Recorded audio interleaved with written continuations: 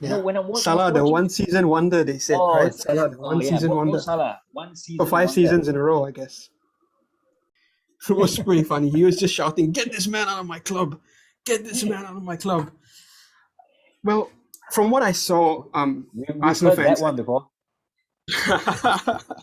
yeah, it's time to go. Yeah, it's time to go. Time to go. When is it going to end, Robbie? When is it going to end?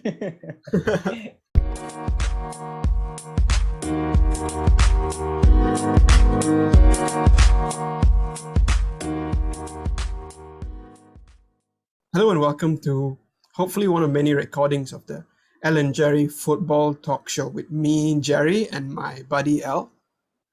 What's up, guys? Good to be here.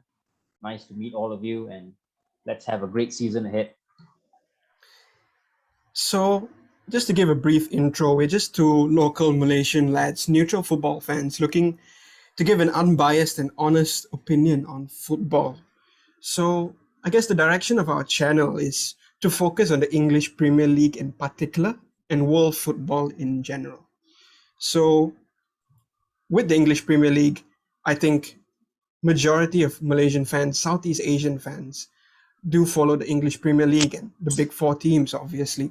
And that will be our focus in this channel. And obviously, just to put a bit of world football in there, fit in a little bit of whatever's going on in the other big leagues in terms of the Bundesliga, the La Liga, the Serie A, and whatever that comes our way in terms of world football.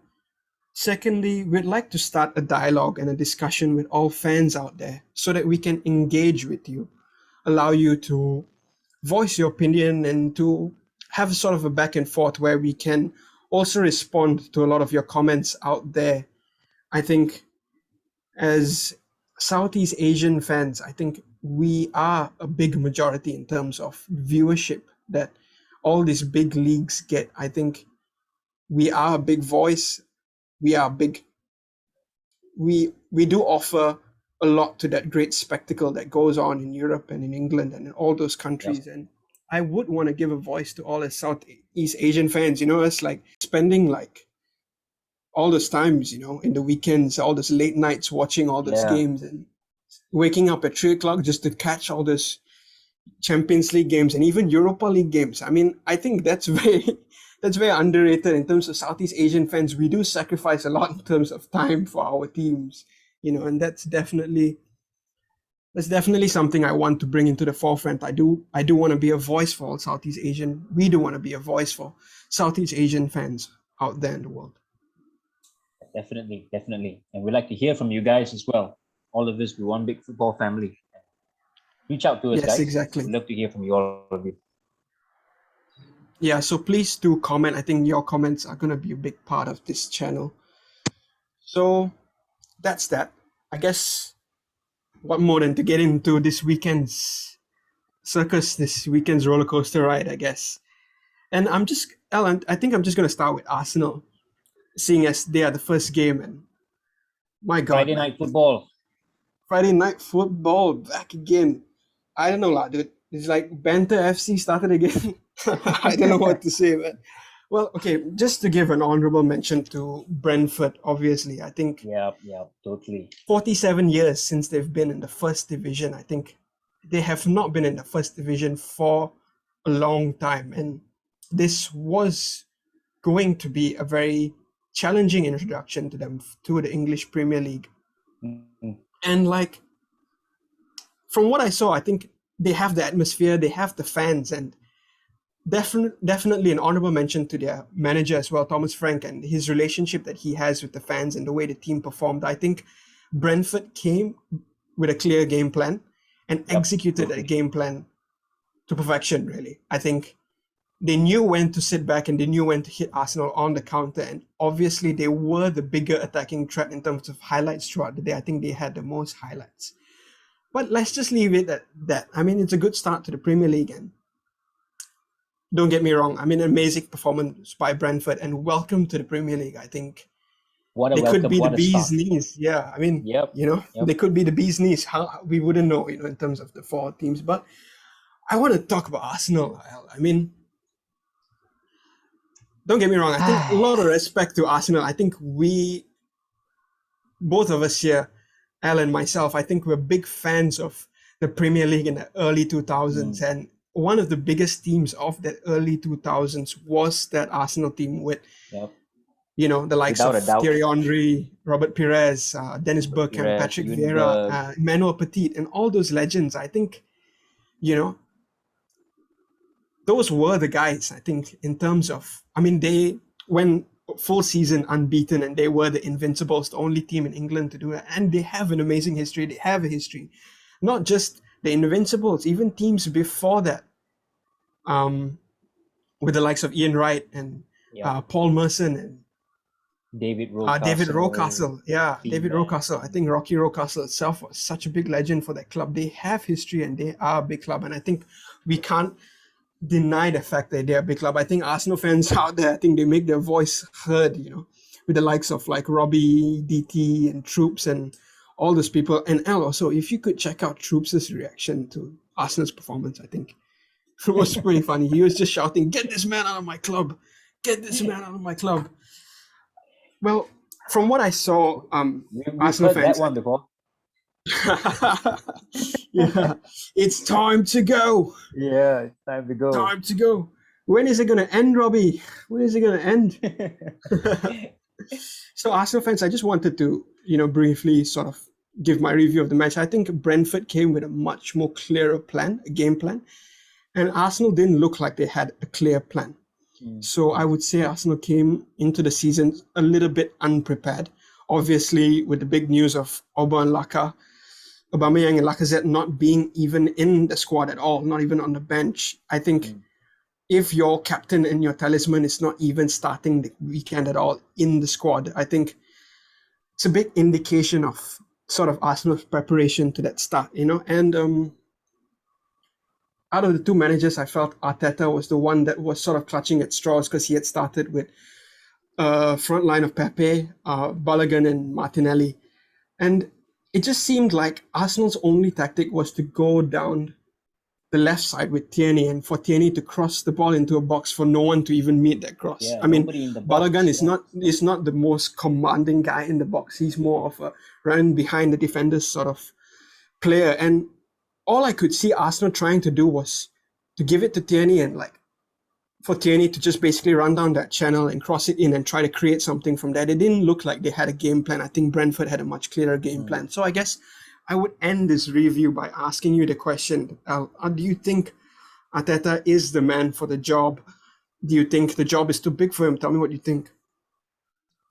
I think the signs are definitely not good. I think if you look at Mikel Arteta, but firstly, reaching out to Arsenal fans, I'd just like to say, well, Arsenal fans, if you need a little bit to talk, if you need to talk to us, vent your frustrations, tell us how you feel, please come out and reach out to us. It's been a tough weekend. We all understand. We all get it, right? and not to put the nail in the coffin a lot more further, but I think looking at that game plan, and I know it's just match day one, and of course we don't want to be overreactionary. Of course you've got perhaps your two best players out, so that's got to be a caveat for something definitely. But Arsenal did not. I didn't know what I was watching, honestly, Terry. I saw Brentford with a plan. I saw one team with an identity. I saw one team wanting to actually win, but I just could not see what Arsenal were doing. I thought Nicolas Pepe had a good chance somewhere towards the end, but I wonder whether you watched the fan overlap where Gary Neville and Jamie Carragher and Roy Keane. Yeah. Well, what a show! Shout out to Sky Sports. Yeah, what a show!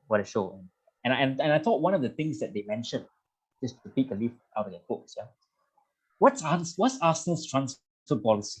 You obviously got a good defender, solid defender, but 50 million, and where's the rest of the guys going to be coming in? Obviously, Emerick Aubameyang, top striker, but does he really do it for you on a week-to-week basis? That's a big question mark.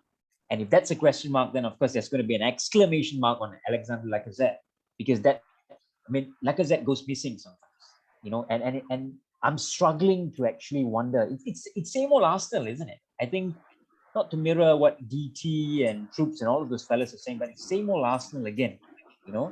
I guess there was some form of, positiveness before the start of the game. We all wanted to see what Arsenal could actually do. But as the game unfolded, you could only see one team wanting to win. And of course, for that reason, I've got to say that it's looking quite bleak for Arteta.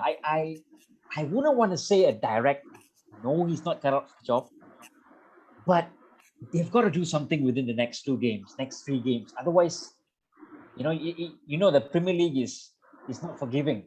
You're going to be 6 games. Very fickle.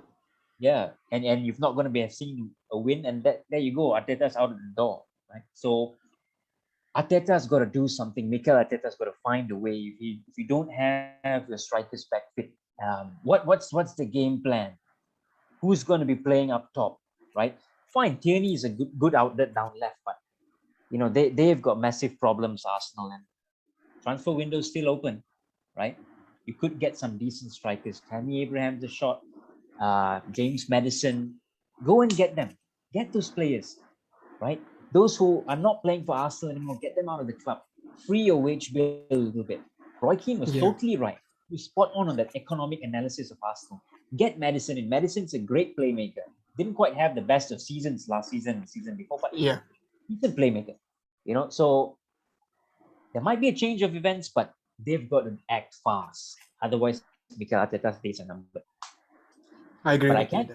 But I can't talk to you about numbers though. And speaking about numbers, Man United did some good numbers over the weekend, didn't they? Bruno. Yeah, Bruno Fernandes, hat-trick hero. Can't go any wrong, isn't it? Yeah. Now, watching that game, right? I mean, you're fresh off a Friday game, Brentford Arsenal, right? One team obviously greater identity than the other, and you're watching the Man United Leeds game, and quite an end-to-end affair. Perhaps the starting 5-10 minutes, I thought Leeds were very much in the game, right?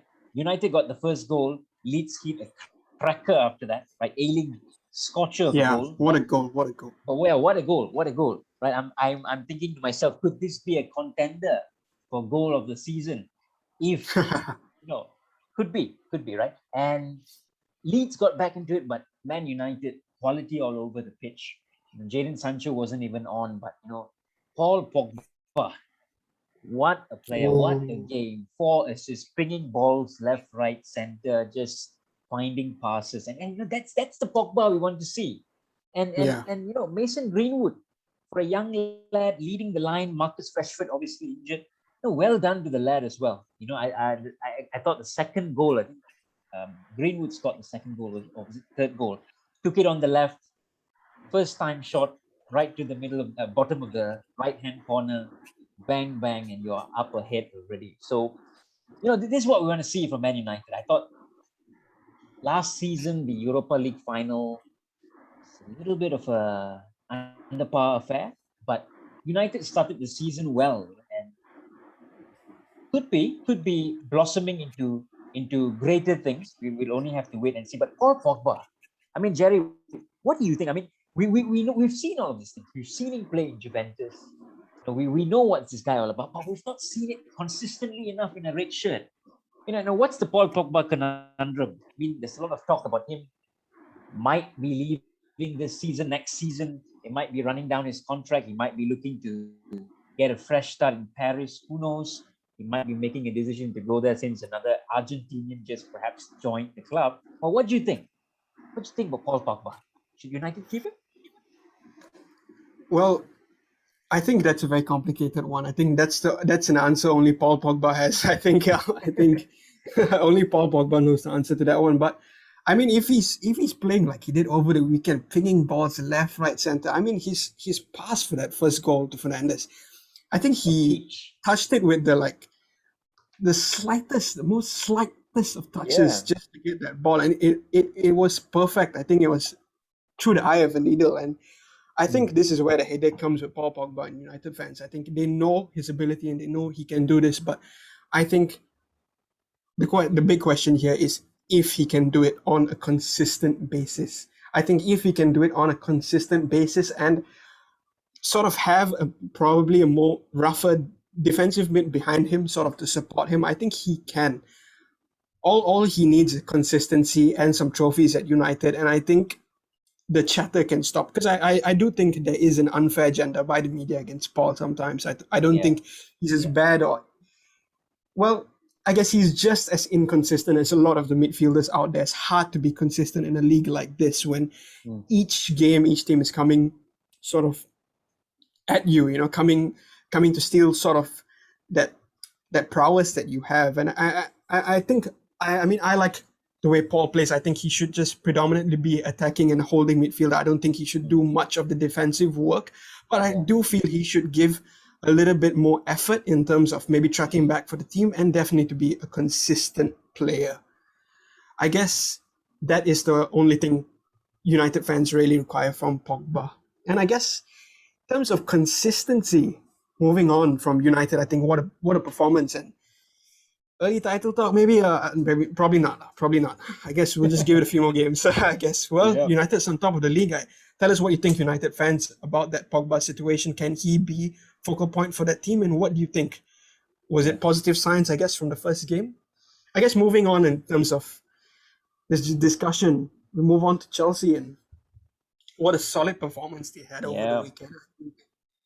Well, I think a lot of questions were posed. Can Tuchel start the season off well? I think one thing is consistency that Chelsea fans will be looking from Tuchel. I think he was a replacement for Lampard. I think Lampard, a lot of us football fans and really loyal Premier League fans didn't want to see a player and a manager of Lampard's quality leave. I think we were hoping to see a little bit more consistency in Lampard's second season, but that wasn't attained. And without consistency, you can see how ruthless Chelsea is, Al. I think they're one of the most ruthless out there in terms of just, if they don't see what they want to be seeing, they just cut the manager out. And I guess that would be the biggest question for Tuchel this season. Can he give Chelsea a consistent run of games where they're not just performing in the odd game here and there? Like last season, I think they had brilliant games across the board in terms of that semi-final against Madrid, the final against City.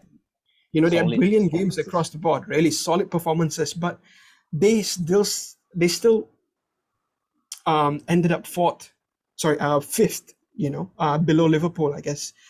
And I guess that is the big question in that sense. And, well, a few honorable mentions on that day to Trevor Chalobah. I think he was outstanding in terms of performance, solid performance, and a solid goal. I mean, he's a right centre-back, playing a right centre-back in a centre-back tree of Chalobah and Christensen and Rudiger. I think he was one of the solid players and the stand-up players. And Tuchel, what he did was he went with a front three of Pulisic, Werner, and Mount. Of course, Werner in the advanced position. But I guess Chelsea do need an out-and-out striker. That's what leads me to the question to ask you, Al. Do you think Lukaku is the final piece for that team? Do you think Lukaku can be the one? Romelu Lukaku, come back, the hero return. Big Rom back in the Premier League. Big Rom back in the league. Tell me what you think, man. Obviously, looking at past history, I mean, if you look at how he's done in the Euros, and of course for Inter, I think definitely the answer would be yes. Lukaku is going to give you a presence, right? I think he's going to be giving you a greater presence than Werner could have ever given Chelsea the whole of last season. So that's, of course, a big plus point, right? But this is the question that I am perhaps leaning towards to still be putting question marks on this. Lukaku is a guy who feeds off passes, and of course you're going to get crosses into the box. I think Ben Chilwell is going to be bombing in crosses if Lukaku starts. I think that's going to be a big asset for what Chelsea are going to be doing. But even Alonso as well. Yeah, even Marcos Alonso as well. And the one little concern that I have for Chelsea is in the middle of the park. Mason Mount is their greatest creator. I think the most consistent creator that they have. And again, fantastic player. But if Mason Mount hits a rough patch, are you going to be counting on Pulisic to play that role? Are you going to be counting on Timo Werner to be playing that role? Again, coming back to Lukaku, he's a guy who feeds off a player playing behind him, like De Bruyne, in Inter we saw it as well. And this is my only concern, because sometimes players like Lukaku they can be ghosted without any support, without any feeding towards this sort of strikers. And again, that's my only concern. Again, fantastic player. I think if anything, this sort of a striker is going to be guaranteeing you 20, 25 goals, even 30 perhaps in the season. You can go back to his Man United days, even when he had a bad season, perhaps a under par season. You are averaging somewhere around 19 to 20 goals. That's a bad season. That's a average season, some may say. So with Lukaku, you're going to get goals, right? But are you going to be getting goals consistently, creatively from players playing behind you? And Jerry, since this guy is coming back to the Premier League, Big Rom, if you remember when he was playing at United, when he was playing at Everton, what was the tagline being put on Lukaku? Lukaku is fantastic striker, but goes missing in the top 6 games. You remember, Jerry? Remember they used to say Romelu Lukaku would go slightly missing in the big games. Now that's the telling point on Chelsea's title charge, and of course how they're going to be faring towards the top summit of the league. If Romelu Lukaku can perform in your games against your Liverpools, your Man Uniteds, your Man Cities, then I'm telling you, Chelsea look the real deal, judging from match day 1, right? Judging from match day 1, but judging from match day 1, a lot of talk has been spoken about this team, right? But Liverpool, what have they gotten up now? I mean, they solid performance as well, right? Norwich, Liverpool. I mean, see, moving on to Norwich, Liverpool. You know, when I'm Salah, the one season wonder, they said, right? Salah, the one season wonder. Salah, 1 season for 5 seasons in a row, I guess. Mo Salah, right? They said he was a one-hit wonder, 1 season wonder. It's 5 seasons in a row now. Liverpool look good. You know, I was watching the Norwich Liverpool game. I was thinking, first 15 minutes, I thought Norwich were in the game. But Al, where's the $100 million signing? Where are the signings? we're going to talk about that. But who needs signings when you've got Mo Salah, Diego Jota, Sadio Mane, you've got Thiago on the bench waiting to come back, and I'm waiting to come back into the pitch and so on. But you know, here's the thing. I was watching that game. First 15 minutes, I thought Norwich were in the game. You know, and before I even continue, it's going to be very difficult to pronounce this guy's name on Malaysian podcasting. But I thought Timu Puki had a bit of Puki. Hopefully Malaysian YouTube doesn't flag us up there, but Puki is a real player, guys. Just to let you know, Timu Puki is an actual Norwegian player, if I'm not mistaken, but I'm not too sure. Finnish player. Finnish player. Yeah, so don't bleep us out. You know, poor Puki would be, you know, that's his name, right? So, you know, he had a decent chance at the start, right? But I thought Liverpool were exposing through the right-hand side of the game. And as usual, Alexander-Arnold, great ball into the box, great layoff from Salah, Diego Jota 1-0. And of course, from there on, it was quality. Liverpool had quality. Liverpool put out forward. After the second half, I think they shifted a few gears, went up the notch, and it was watching Liverpool of the past, really. And I thought that they were revitalized. Roberto Firmino got the second goal. Terrible, shocking defending, by the way. He was left open, right? But still, good goal. And, you know, Firmino would have needed that. Yeah, Firmino needed that. Firmino definitely needed that. And I thought Mane had a good game as well. If anything, right? I thought the left back was slightly defensively suspect a few times in the game, right? That's going to be one little part where I think rival teams and, of course, opposition teams are going to be trying their level best to try and beat Liverpool in those areas. The left back area, of course, we're not entirely sure as to how long Andy Robertson is going to be out for. But Tsimikas has got to be slightly more defensively sharper. But I thought Liverpool as a whole was very sharp in the whole game. Now, but Jerry, what do you think? I mean, of course, the transfer policy and the transfer conundrum, if I may say, even of the Liverpool Football Club has been a talk.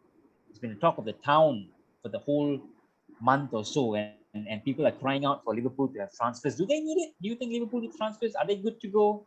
What do you think? Judging from match day 1, what's your thoughts on this, Jerry? Yeah, I think, like what you said there, I think it looked like the Liverpool of old, and that is something you're going to consistently get from Klopp. in terms of energy levels, in terms of performance, giving it, I mean, the performance, the players giving it all for the badge. And I guess feeding off that fans' energy, I think the fans' energy is something that Liverpool really miss, definitely. In terms of transfer policy, let me be real with you. I think John and W. Henry and his Fenway Sports Group, I think their biggest asset is the Boston Red Sox. I think this is just something that I guess could be something successful, a better venture for him. But in terms of what I've seen over the years, we are not big spenders. We spend big when the opportunity comes. I think with the Van Dijk Alisson signing, it only came after us selling Coutinho for 142 million. Yeah, I should stop saying us, right? Yeah. Only came after Liverpool sold Coutinho for 142 million. So I think in terms of transfer policy, we will only buy if there is a big need to buy, like let's say to replace a player like Salah. I think that's when you really need to go out to market and buy. But for the time being, I think Klopp would prefer to use the team that he has. And he says the team that he has is enough with players coming back, like Van Dijk coming back, I think, who was a big miss last season. Chamberlain, who had a full preseason under Klopp, Yeah. and players like Harvey Elliott and Kyle Gordon. I think Harvey Elliott and Kyle Gordon were the two best performers from Liverpool's preseason. So in answering your question, Al, I think if Klopp can get the best out of his players, and of course Konate, the new sign, the players that he has, and some of the young players in the squad like Trent breaking through, I think that was amazing for a city like Liverpool, someone like Trent breaking through. If he can do the same with Harvey Elliott and some of the youngsters in that Liverpool team, who needs them signings? Yeah. Well, you never know. There might be a certain French winger in a certain French team that might be wanting to leave. Kylian Mbappe. Yeah, well, Kylian Mbappe will be a good fit. Yeah, let's not jinx it, lah. Let's just see. Maybe Messi and Neymar and Di Maria forms this partnership, which is so great, and Mbappe feels left out, lah. Yeah. Or you could just take Messi. Nah, I don't think Messi is cut out for like a cold night in Brighton. I think his legs are gonna freeze up there, man. I think he's gonna be a bit stiff.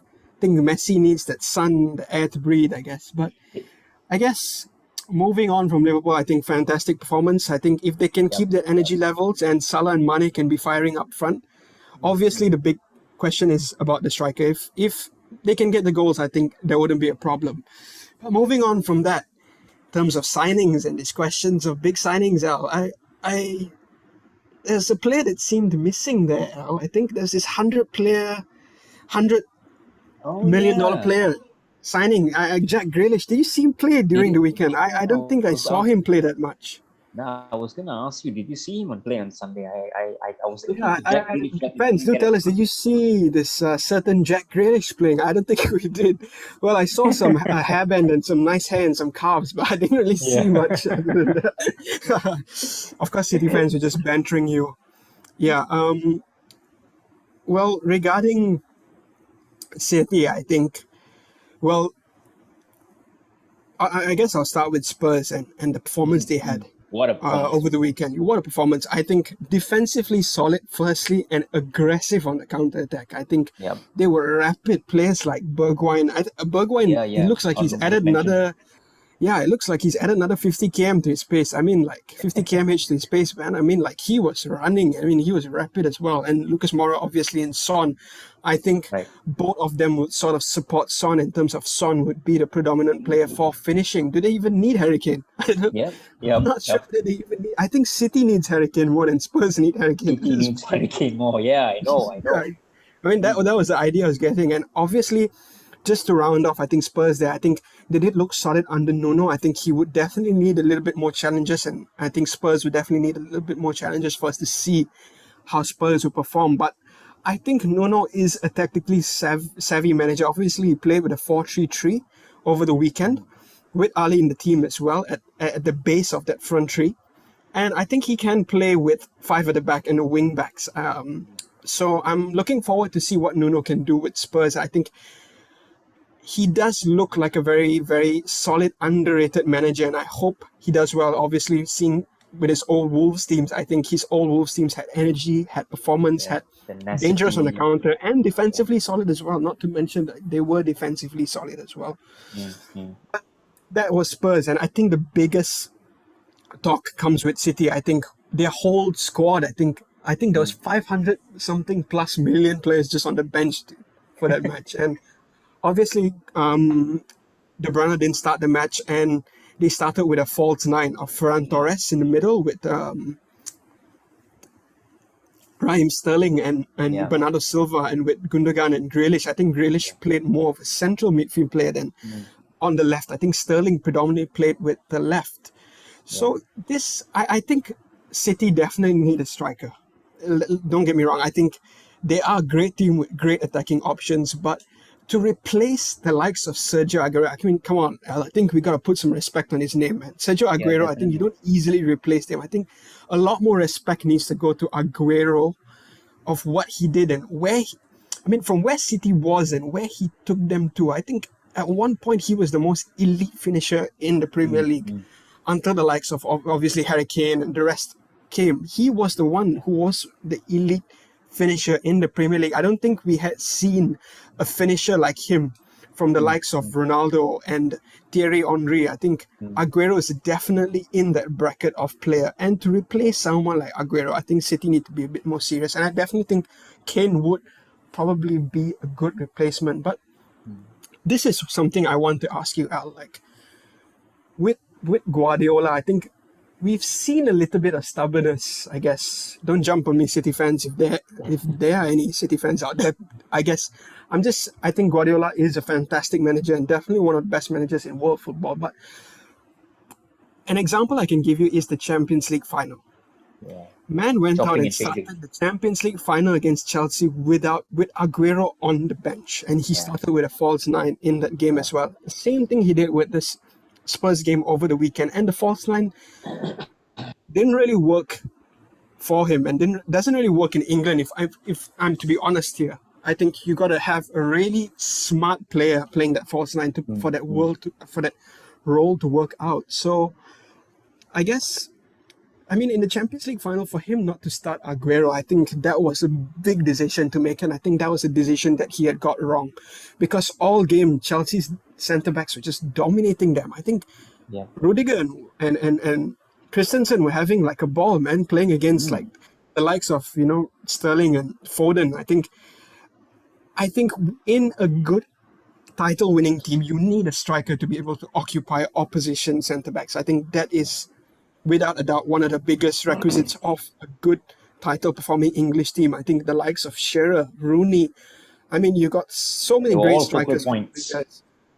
points. Focal points in that attack. And if, albeit some of your attacking options do have an off day, you need a striker there to score. Even if, strikers get you goals. That is the main thing. Whether they have a good performance or not, I think it's secondary to the discussion here, but I think goals are the main thing, and Aguero did bring that goals. And do you think Kane would be? Do you think City can play with a false nine or with the midfield, or do you think City do need a striker to be that title-winning team and maybe to get the elusive Champions League?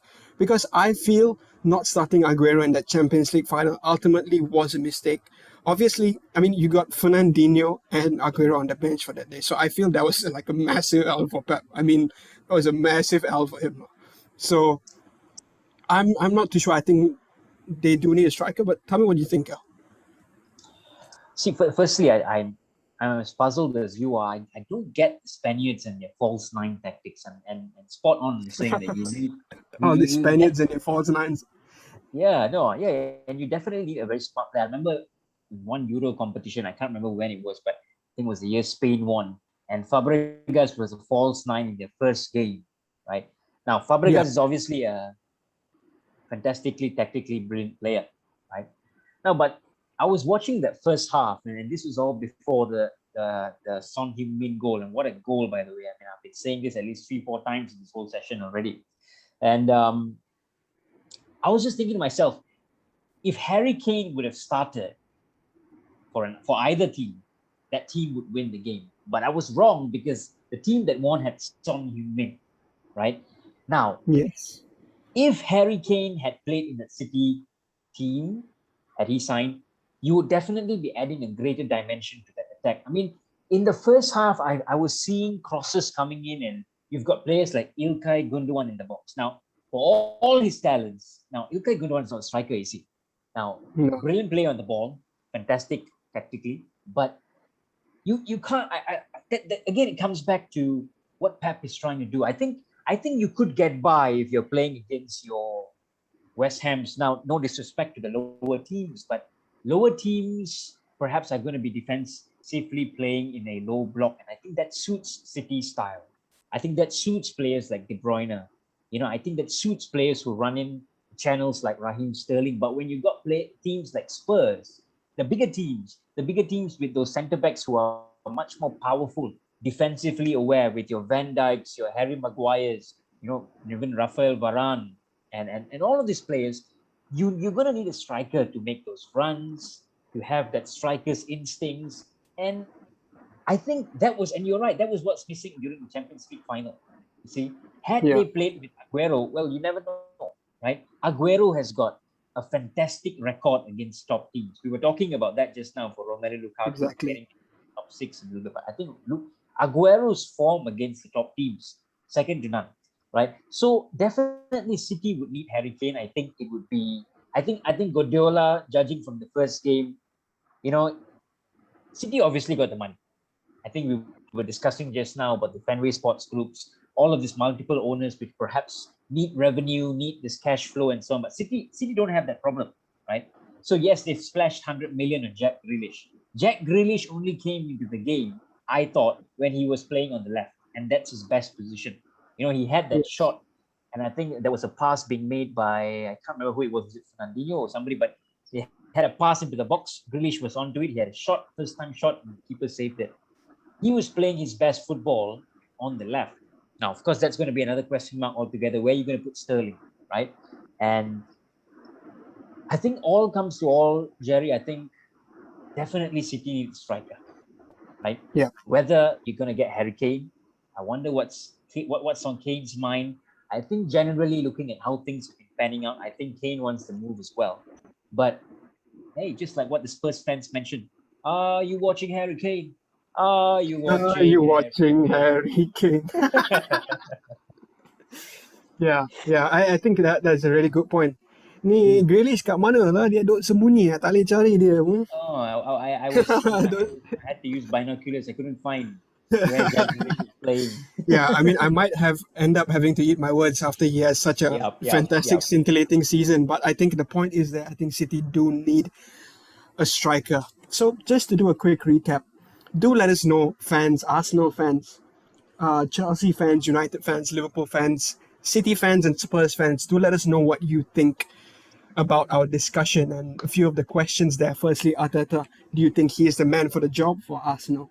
Chelsea, do you think Lukaku would be that final jewel to that crown, I guess, of all those attacking players in that sense? Liverpool, do you think they can have a solid season with the players they have, and maybe we may see a new young player emerge from that Liverpool team and see the same sort of energy levels we've seen, and from, of course, that fabulous tree, that really great front tree.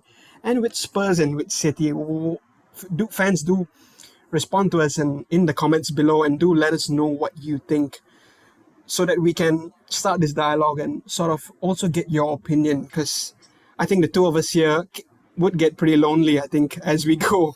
Further down the season, we definitely look to create a community over here and to respond to our community and to give our community a voice. Obviously, that is a big part of that channel. So, a few honorable mentions to these teams over the weekend. I think West Ham, Leicester, Watford, I think, with a returning win, Brighton and Everton. I think West Ham had a really good game. They looked really solid, I think, what a game, I think, with Antonio and Fornals and Said Benrahma, and of course with that really good underrated defensive partnership of Declan Rice and Thomas Soucek. I think they did perform well, and West Ham had a really good game. Looking to see a lot of them this season. I think we shouldn't count David Moyes out. I think he is a manager with experience and can get performances out of teams, and I'll be looking forward to West Ham's performances this season. They look like a lot of people were expecting Aston Villa with all these signings over the weekend to sort of really do away with Watford easily. But Watford were clinical, and some of their goals, though you might say were a fluke, I think they were good goals. And Ismail Sarr, of course, getting on the score sheet. Yeah, And Ismail Sarr. yeah, I think, I don't know, Al, I think you should know this. I think Vicarage Road is not an easy place to go to. I think Vicarage Road is going to be one of those atmospheres and stadiums where you go and they're going to be on you from minute go, and they're not really going to let go. I think they're going to be aggressive, and I think the fans there are really loud as well. So a shout out to Watford and to Leicester. Leicester obviously getting the season. I think they started the season, I guess, a bit slow, but with a win, with Vardy's 1-0 win. But what I saw from Leicester over the weekend, Al, was that yes, they didn't get all the amazing goals, and they weren't as clinical as they were last season. Obviously, it's the first game. But what I see was they were willing to grind out a 1-0 win. And I think that's what Leicester needs this season. Maybe not to get the crazy goals and the great performances, but to grind out these results. Like the famous Sir Alex Ferguson once said, goals wins you games, but defense wins you titles. And I think for Leicester to be able to push into that Champions League place, obviously, I think they do need to be able to grind out results, and that's what I saw over the weekend. And obviously with Brighton and Everton, I think, well, Rafa at Everton, what do you think about that, man? Could he do a Leicester? Could he do a Leicester? Maybe. We'll try to see. I think at this point, I think Rafa is half Scouse by the way he lives life, and him living in Liverpool. I think he's Scouser. So, well, that I think there was an early scare, I think, by Southampton at the start. I think Adam Armstrong with the goal. And Adam Armstrong, I think they had gotten him from a championship team, and he'll be looking to replace Ings, obviously, who did go to Aston Villa and scored a last-minute penalty at the weekend. But yeah, Everton, I think they responded well to going down, and I think eventually Rafa's sort of tactical prowess showed itself at the end there, with goals from Richarlison, Dominic Calvert-Lewin. I think both of them, would be the main players in the Everton team. Yeah, and I think we'll be looking to see whether Rafa would be able to prove his critics wrong, because if it goes south for Rafa, I think the most happiest out of the fans will be the Liverpool fans, that's for sure. Definitely. Honorable mentions to all those teams over the weekend. I guess this is all we have time for, guys. Just before we wrap up, obviously, and do the outro, I just want to ask you about this Messi situation. Al, I think, don't get me wrong, one of the GOATs of the last few generations of football. I think if you talk about GOATs, you talk about people like Maradona or Pele. But if you talk about Ronaldo and Messi, Al, I think with the Copa America that he just won, and if he were to get a little bit more trophies, I would name him one of the best players we've ever seen in our lifetime. Yeah. And obviously that situation with Barca got ugly towards the end. Just to give you a brief insight into that whole situation with Josep Bartomeu, the former CEO of Barcelona, just making bad deals and misappropriating, I think, a lot of Barcelona's finances, to the point where they had no choice, because La Liga was not allowing them to sign Messi until they reduced their wage bill. So Barcelona's wage bill is gastronomical, with players like Griezmann earning 800,000 a month, and with Frankie de Jong earning 400,000 a month, and players like Dembele and Coutinho. I think insane wage bill. It was sad to see Messi go out like that. I mean, like, you don't want to see him crying and having to leave the club with a press conference. I think you want him to leave the club, in front of the fans, having had such an illustrious career. And I wouldn't say it's the end of Messi at Barca. There may be a chance for him to return, but I'm not too sure about that. But that wasn't the big ending to such a legacy a player like that had left off. I don't think that was a big... Do tell us what you think, Messi fans and Barcelona fans. Obviously, with news over the weekend of Gerard Piqué reducing his wages. So, over the weekend, Barcelona confirmed the news of Gerard Piqué speaking to some of the captains in that Barcelona team and the senior players in that Barcelona team, the likes of Jordi Alba, Sergio Busquets, and Sergio Roberto. I think those are the senior players in the Barcelona team, and they all agreed, I think, to reduce their wages. I first have to say, Yeah, mad commendable props, lah. effort. Mad I mean, props. yeah, mad props to that. I mean, that was the only way they managed to register signings like Depay and Garcia and probably Aguero as well in the future. But what do you think about that whole situation, Al? Do let me know what you think. Firstly, with Leo Messi, I mean, of course, from a fan of if you're a fan of Barcelona, I guess definitely it's going to be very painful to see perhaps your top player for the last, how long has it been? For God knows how long. Your best player leaving through the door. And I saw this picture on Twitter, and it was a picture of Messi driving out of the Camp Nou and looking onto the pitch and from his car for the very last time. And of course, that might hit everyone in the fields, not just if you're a Barcelona fan. Now, with this whole Messi situation, of course, again, mentions to Gerard Piqué and co. Not all heroes wear cape. I think it was fantastic. I mean, this is what we're going to see, right? This is what we call having the love for the football game, isn't it? And coming to Leo Messi, I think with Messi, obviously Barcelona couldn't keep him. They couldn't afford him. Even though Messi mentioned during the press conference that he was willing to get a 50% pay cut, but still could not work it out. And I think news escalated for a day or two that he was moving to PSG, and I think the deal got done quite quick. And just to mention about PSG, I think PSG this season are on FIFA career mode. I mean, look at it. Gigi Donnarumma, Sergio Ramos, you've got Wijnaldum, you've got Messi. What's going on? It's almost FIFA career mode, isn't it? Yeah, And FIFA career mode. I think just for me, sorry, I just a quick thing to. no, I go think ahead. I think if you got the FIFA 22 and your friend were to pick PSG, I think it's No. acceptable to pick PSG as the. I think it's a PSG versus PSG agenda. I think it's acceptable to pick both teams for the first time in FIFA history. I think Yeah. if your friend were to pick PSG, you can pick PSG. Go right ahead, man. We could see all out PSG Yeah, no, FIFA game here. they have But an yeah, overall rating of 100 or something. exactly. Yeah, go on. Huh? Yeah, no. So obviously great signing for the team. I mean, look at the stars. You got Mbappe, you got Di Maria.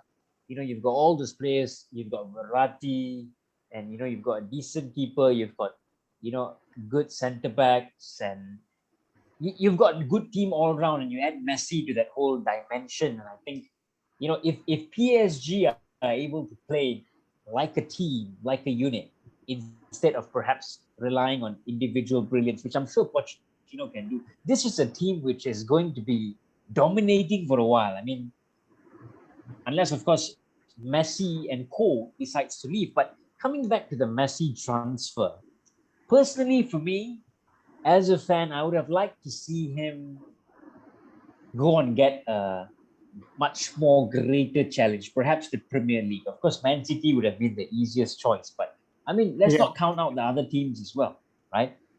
I would have liked to see him go to those leagues. I thought it would have been a greater, a greater challenge to him.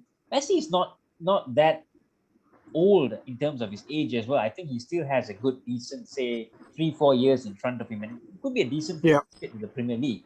And if anything, for football fans, I think this would very much be the benchmark of putting that argument to rest, because everybody who's a Ronaldo fanboy says, hey, but he made it in the Premier League. Messi didn't, right?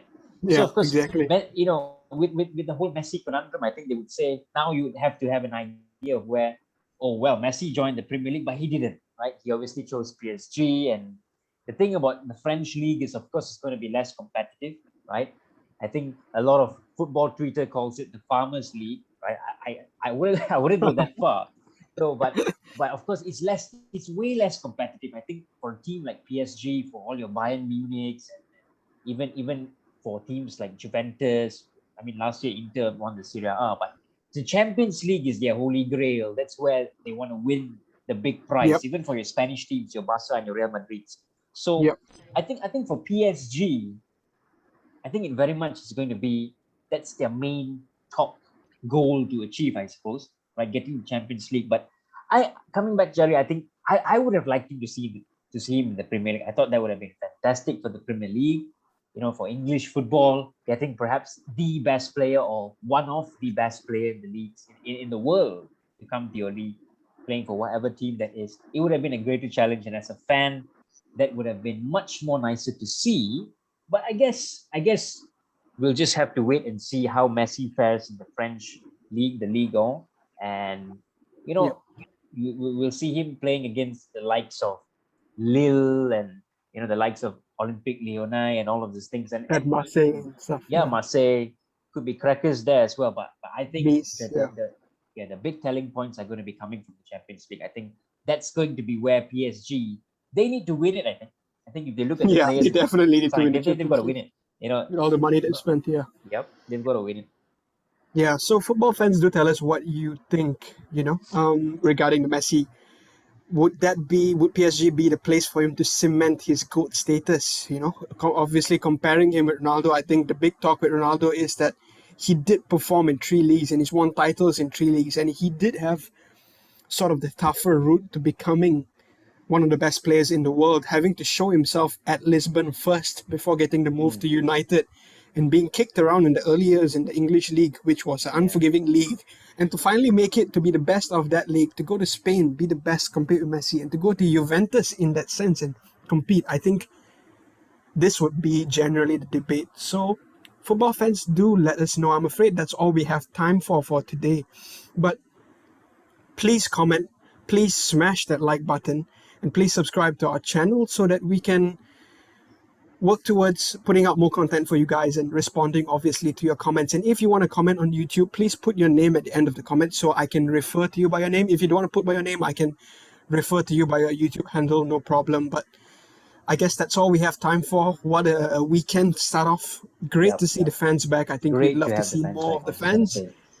So terima kasih to all you listening, I guess. Hope to hear from you guys soon. Take care. See you all soon. Take care, stay safe, and ciao. Stay safe. And also, shout out to our Tan Sri Muhyiddin Yassin, standing down. You heard it here first, guys. Bye. Take care. All right, bye.